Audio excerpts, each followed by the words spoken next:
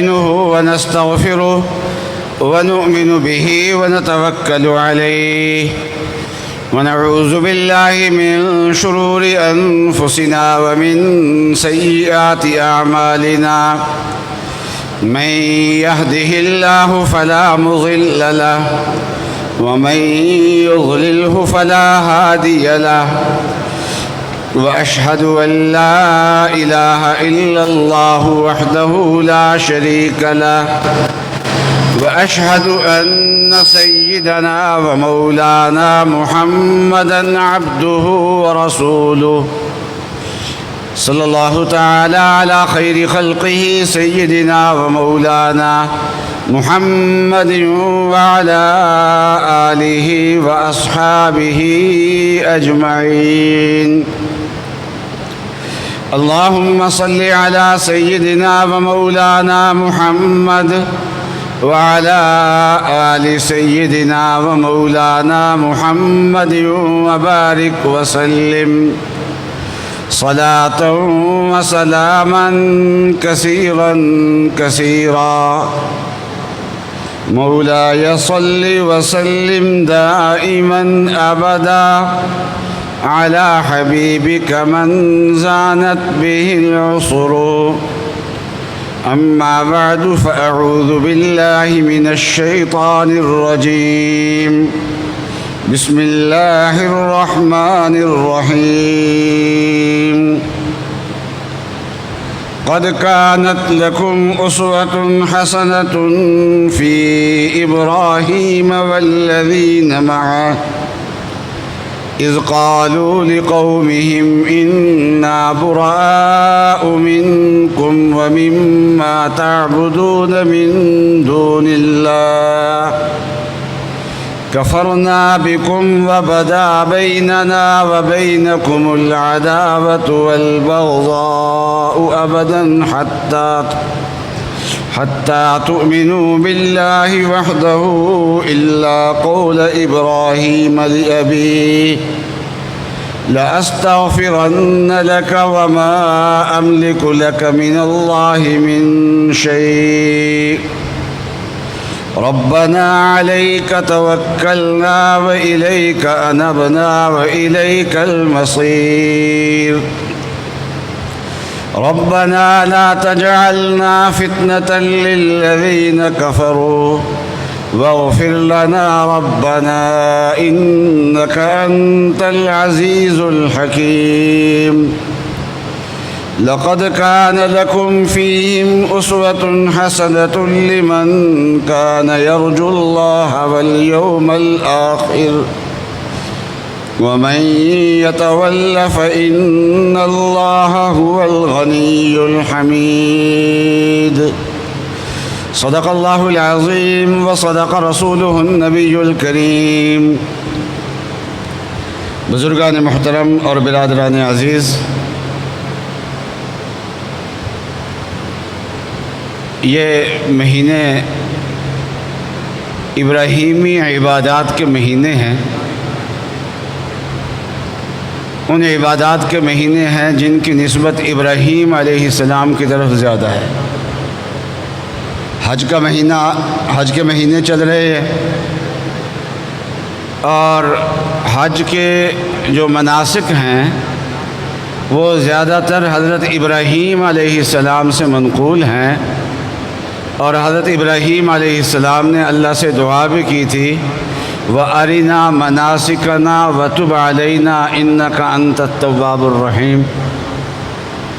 اور اسی طریقے سے قربانی کے دن آ رہے ہیں،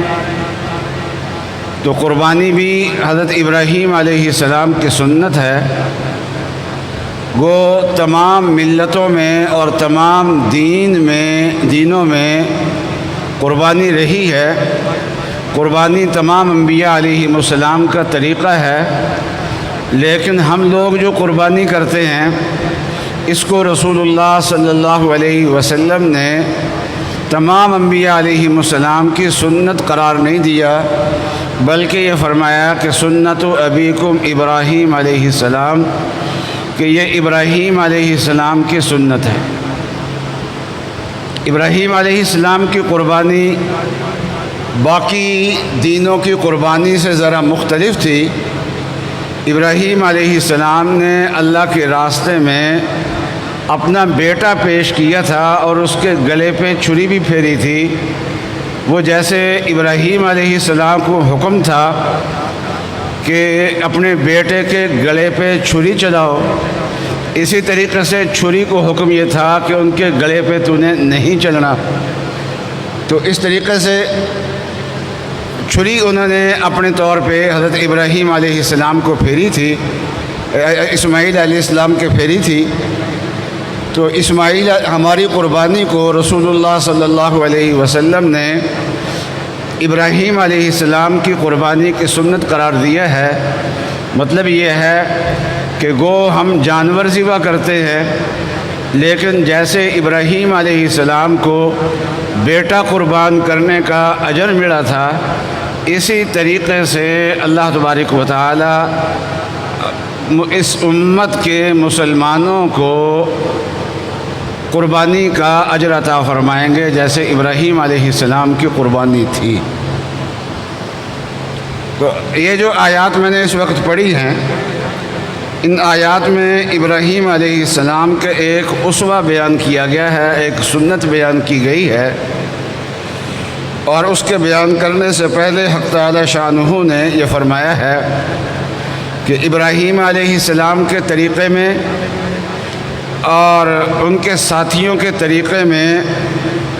ایک بہترین نمونہ ہے، اسوہ حسنہ ہے۔ مطلب یہ ہے کہ ہمیں بھی یہی طریقہ اختیار کرنا چاہیے۔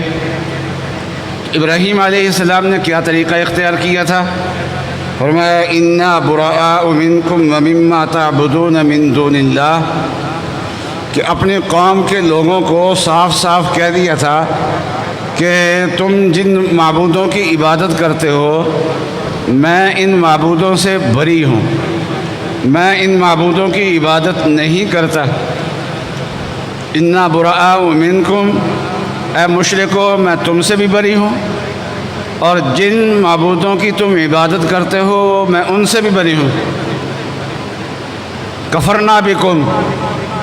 میں تمہارے معبودوں کا انکار کرتا ہوں، تمہارے طریقوں کا انکار کرتا ہوں۔ وبدا بیننا وبینکم العداوۃ والبغضاء، اور ہمارے اور تمہارے درمیان جو ہے وہ ہمیشہ کے لیے دشمنی ہے۔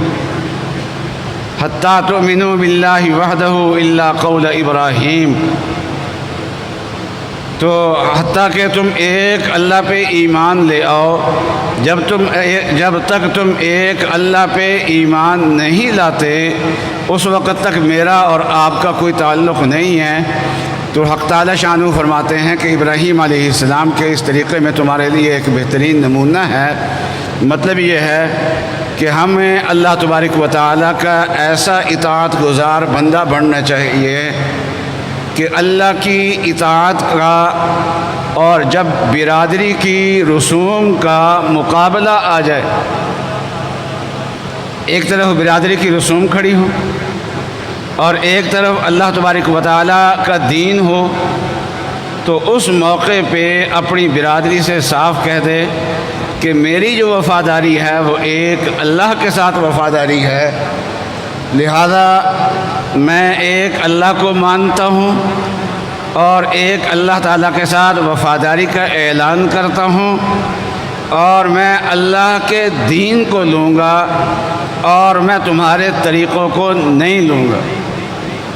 ابراہیم علیہ السلام نے کافروں سے دوستی نہیں کی،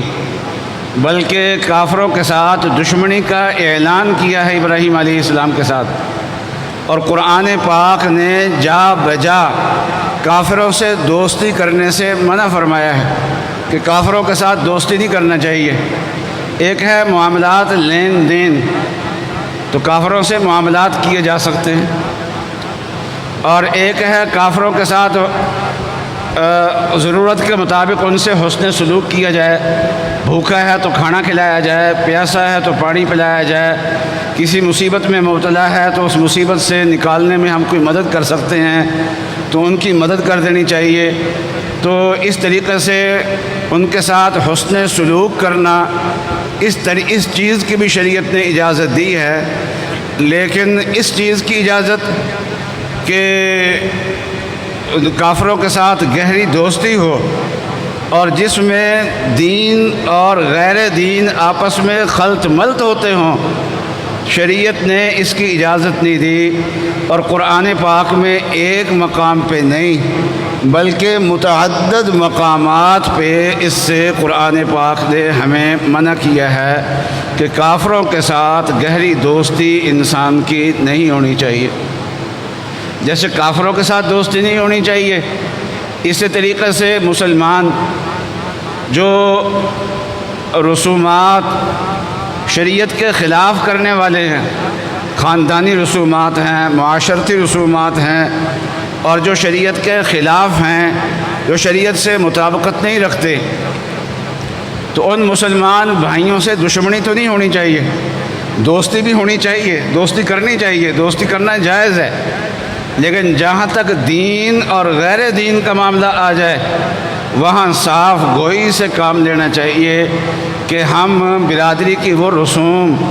جو شریعت کے خلاف ہوں وہ میں نہیں کر سکتا، اور جو شریعت کے مطابق ہے میں اس کو کر سکتا ہوں۔ میں برادری کا وفادار بعد میں ہوں اور اللہ تبارک و تعالیٰ کا وفادار پہلے ہوں۔ بہت سارے موقعوں پہ مقابلہ تقابل آ جاتا ہے، ایک طرف اللہ کا دین ہوتا ہے اور ایک طرف ملکی حالات ہوتے ہیں، ایک طرف اللہ کا دین ہوتا ہے، ایک طرف پارٹی پالیسی ہوتی ہے، اور ایک طرف اللہ کا دین ہوتا ہے، ایک طرف جو ہے وہ ہمارے دوست اور احباب ہوتے ہیں۔ تو جہاں ایک طرف اللہ تبارک و تعالیٰ کا دین آ جائے اور ایک طرف پارٹی پالیسی آ جائے تو ایسے موقع پہ اللہ کے دین کو اختیار کرنا چاہیے، پارٹی پالیسی کو اختیار نہیں کرنی چاہیے۔ مثلا جو لوگ منتخب ہو کے ایم این اے بن کے قانون سازی کے لیے پارلیمنٹ میں گئے ہیں، وہاں قانون سازی ہوتی ہے، اور ہمارے ملک کے آئین کا بھی یہ حصہ ہے کہ ملک کا کوئی قانون شریعت کے خلاف نہیں بن سکتا، لیکن پھر شریعت کے مطابق جب قانون بنانا ہے تو ظاہر بات ہے کہ جو لوگ ہمارے منتخب ہو کے گئے ہیں یہ شریعت کیا جانتے ہوں گے۔ ان میں سے بیشتر لوگوں کو قل ہو اللہ پڑھنی نہیں آتی، بیشتر لوگ ایسے ہیں جن کو دیکھ کے قرآن پاک پڑھنا نہیں آتا، تو وہ قانون سازی میں کیسے دیکھ سکتے ہیں کہ یہ قانون شریعت کے مطابق ہے یا شریعت کے خلاف ہے؟ اس کا کیسے پتہ چل سکتا ہے؟ تو اس کا پتہ چلانے کے لیے ہمارے آئین میں ہی ایک چیز رکھی گئی ہے، اس کو اسلامی نظریاتی کونسل کہتے ہیں، کہ قانون کا جو مسودہ ہے وہ اسلامی نظریاتی کونسل کو بھیجا جائے گا۔ اسلامی نظریاتی کونسل میں تمام مکاتب فکر کے علماء کرام موجود ہیں، اور ریٹائرڈ جج موجود ہیں، وکلاء اس کے اندر موجود ہیں، ماہرین فقہ موجود ہیں، ماہرین قانون موجود ہیں، آئین کے ماہرین موجود ہیں۔ وہ مل کے اس پہ غور کرتے ہیں کہ یہ جو قانون کا مسودہ پارلیمنٹ پاس کرنا چاہتی ہے، یہ قانون کا مسودہ یہ اب ہماری شریعت کے مطابق ہے یا نہیں ہے، دین کے مطابق ہے یا نہیں ہے۔ تو وہ جو رہنمائی کرے اس رہنمائی کے مطابق پھر قانون سازی کرنی چاہیے۔ تو قانون سازی شریعت کے مطابق ہوگی، ہمارے آئین کا تقاضا ہے۔ ہمارے آئین کا تقاضا نہ بھی ہوتا تو ہمارے دین کا تقاضا بہرحال ہے۔ اب بہت سارے قوانین ایسے ہیں کچھ عرصے میں بنے ہیں جو شریعت سے مطابقت نہیں رکھتے، جو باہر کے دباؤ سے بنائے گئے ہیں، جو آئی ایم ایف کے دباؤ سے بنائے گئے ہیں، جو فیٹف کے دباؤ سے بنائے گئے ہیں، ایسے قوانین بھی ہیں۔ تو ان قوانین کو ہمارے ایم این ایز نے ان کو پاس کیوں کر دیا؟ اس لیے کہ پارٹی پالیسی تھی۔ تو ایک طرف شریعت تھی اور ایک طرف پارٹی پالیسی تھی، تو شریعت اور پارٹی پالیسی ان دونوں کا تقابل ہو گیا۔ تو تو ان دونوں کا تقابل ہونے کے بعد پھر انسان کو کیا کرنا چاہیے؟ تو شریعت کا تقاضا یہی ہے کہ پھر اللہ تعالیٰ کے ساتھ ہم پہلے مسلمان ہیں، اس کے بعد پھر ہم پاکستانی ہیں، پھر اس کے بعد ہم آئین کے وفادار ہیں، آئین کی وفاداری کا ہدف اٹھاتے ہیں، اس کے بعد پھر پارٹی پالیسی آتی ہے۔ پارٹی پالیسی کی بھی اہمیت ہوتی ہے اور پارٹی پالیسی کو اختیار کرنا چاہیے، لیکن کب؟ پہلے ہم دین کو دیکھیں گے کہ دین سے متصادم تو نہیں ہے ان کی بات، اس کے بعد ہم پاکستانی ہیں کہ پاکستانی مفادات سے ٹکراؤ تو نہیں ہو رہا ہے اس قانون کا، اور پھر ہم آئین کے وفادار ہیں کہ آئین کی دفعات کے ساتھ اس کا تقابل تو نہیں ہو رہا ہے، اس کا مقابلہ تو نہیں ہو رہا، یہ اس کے خلاف تو نہیں ہے۔ جب نہیں ہے، دین کے بھی خلاف نہیں ہے، پاکستانیت کے بھی خلاف نہیں ہے، پاکستانی آئین کے بھی خلاف نہیں ہے، پاکستانی مفادات کے بھی خلاف نہیں ہے، اس کے بعد ہم پھر پارٹی پالیسی کو دیکھیں گے، پارٹی پالیسی کو اختیار کریں گے، لیکن دین کے مقابلے میں پارٹی پالیسی اختیار نہیں کریں گے، آئین کے مقابلے میں پارٹی پالیسی اختیار نہیں کریں گے، پاکستان کے مقابلے میں پارٹی پالیسی اختیار نہیں کریں گے۔ جہاں یہ صورتحال پیش آ جائے وہاں ابراہیم علیہ السلام کا طریقہ اختیار کرنا چاہیے کہ انا براء منکم ومما تعبدون من دون اللہ، کہ جو تم کر رہے ہو ہم اس سے بری ہیں، دین کے خلاف ہم نہیں چل سکتے،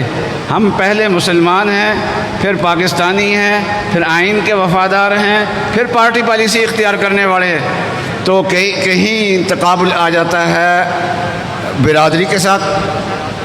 دین اور برادری، تو دین اور برادری جب آمنے سامنے آ جائے تو ایسے موقع پہ برادری کو ایک طرف کر دینا چاہیے اور دین کے ساتھ اپنی وفاداری کو اختیار کرنا چاہیے۔ اور کہیں کافروں اور مسلمانوں کے درمیان تقابل آ جائے اور دین کا تقاضا ایک ہو اور کافروں کا تقاضا دوسرا ہو، تو یاد رکھیے کتنا بھی دباؤ ہو، انسان کو دین کے مقابلے میں کسی اور چیز کو اختیار نہیں کرنا چاہیے اور دین کو کسی مصالحت پہ قربان کرنے کے لیے تیار نہیں ہونا چاہیے۔ مصالحتیں جو ہوتی ہیں یہ بعد میں ہوتی ہیں، مصلحتیں جو ہوتی ہیں یہ بعد میں ہوتی ہیں، اور دین مقدم ہوتا ہے۔ جب اہل مکہ نے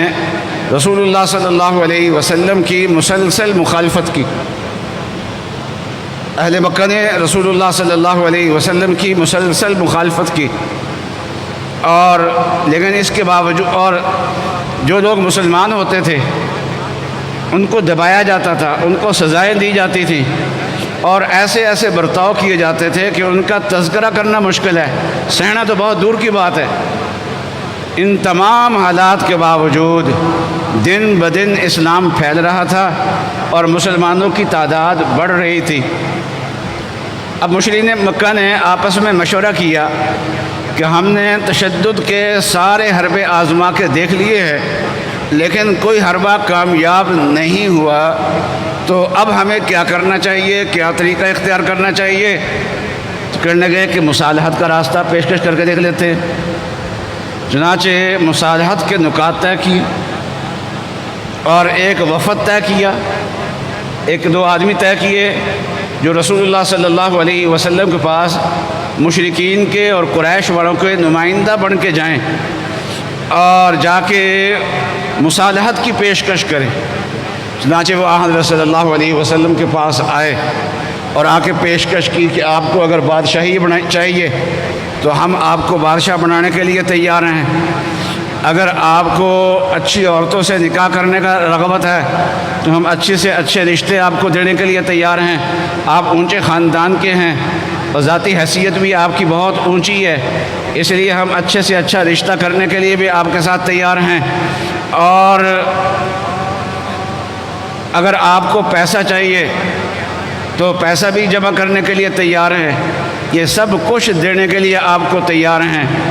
لیکن آپ سے چاہتے ہم یہ نہیں چاہتے کہ آپ اپنی دعوت کو چھوڑ دیں، ہم صرف اتنا چاہتے ہیں کہ آپ اپنی بات کرتے رہیں لیکن ہمارے بتوں کی نفی نہ کریں، ہمارے معبودوں کی نفی نہ کریں۔ اب یہ بظاہر تو یہ مصالحت بڑی اچھی تھی کہ اپنا دین بیان کرتے رہو اور ہمیں کچھ نہ کہو، ہماری مخالفت نہ کرو۔ تو رسول اللہ صلی اللہ علیہ وسلم نے فرمایا